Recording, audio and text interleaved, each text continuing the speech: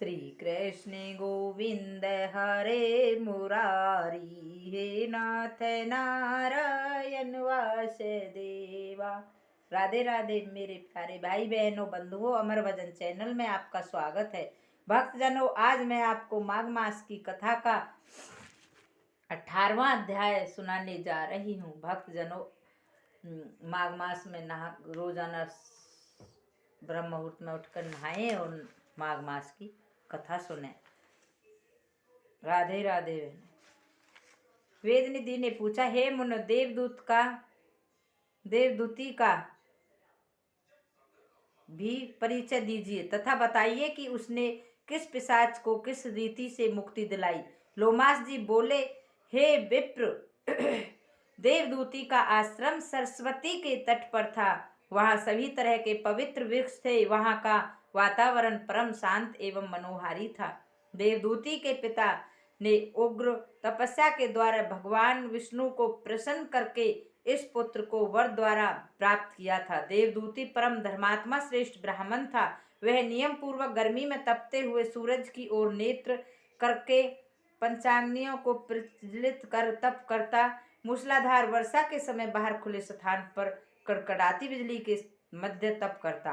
पौष मास की कड़कड़ाती सर्दी में सरोवर के शीत जल में तप करता। तेज चलती आंधियों के मध्य हिमालय में शिथिर रहकर तप करता। वह परम तपस्वी था। सत्यवक्ता, जितेंद्रिय, ब्रह्म यज्ञ परायण रहकर पितर एवं देवताओं की दृष्टि के लिए श्रद्धा पूर्वक तप करता था। उसका समय हरि आराधना, अग्निहोत्र, अतिथि सेवा एवं तपस्या में ही व्यतीत होता था। वह वेद ज्ञानी अपने आप टूटकर गिरे फलों को बीनकर आहार करता था। सहस्त्रों वर्ष व्यतीत हो गए। उस तपस्वी के प्रभाव से वह पर्वत तेज से चमकने लगा। उसके तप तेज को सहने की शक्ति किसी में नहीं थी। उसके प्रभाव से वन के समस्त जीवों ने स्वाभाविक वैर त्याग दिए थे। शेर और मृग, कुत्ता और बिल्ली जैसे घोर विरोधी भी प्रेम से एक साथ रहते थे। वह ब्राह्मण तीनों समय नियम पूर्वक नारायण का पूजन करता। हरि चरणों में ध्यान लगाकर सहस्त्रों सुगंध पूर्ण खिले हुए कमल वेद मंत्रों का पाठ करता हुआ विष्णु के चरणों में अर्पित करता। इस समय कर्मों के द्वारा वह भगवान विष्णु को प्रसन्न करता था। हे विप्र, महर्षि दधीचि के वर के कारण वह वैष्णव हुआ था। एक बार जब वैशाख की एकादशी को हरि पूजन करके प्रभु स्तुति कर रहा था तो उससे प्रसन्न ही देवदूती भगवान स्वयं गरुड़ पर चढ़कर उसके सम्मुख प्रकट हुए। मेघ के समान नीलकांत चतुर्भुज विशाल नेत्र, समस्त अलंकारों से विभूषित भगवान विष्णु को अपने सम्मुख खड़ा देख उस ब्राह्मण के नेत्रों में जल आ गया।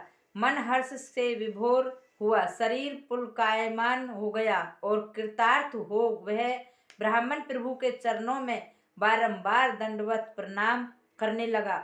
उसके मुख से वाणी न निकल सकी। भगवान ने प्रसन्न होकर कहा, देवदूत, तुम मेरे परम भक्त हो। हे निष्पाप, मैं तेरी तपस्या से प्रसन्न हूँ और तुझे वर देने आया हूँ।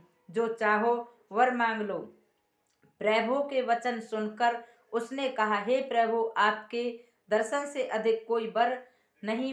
ब्रह्मा आदि योगी भक्त एवं ज्ञानी आपके दर्शन ही की कामना करते हैं। आपके दर्शन मात्र से प्राणी के समस्त बंधन कट जाते हैं। जब मुझे आपके दर्शन प्राप्त हो चुके तो अब आप क्यों मांगू? अब क्या मांगू? यदि हे स्वामी आप मुझ पर प्रसन्न हैं और वर देना ही चाहते हैं तो अपनी अचल भक्ति देकर ही कृतार्थ करें।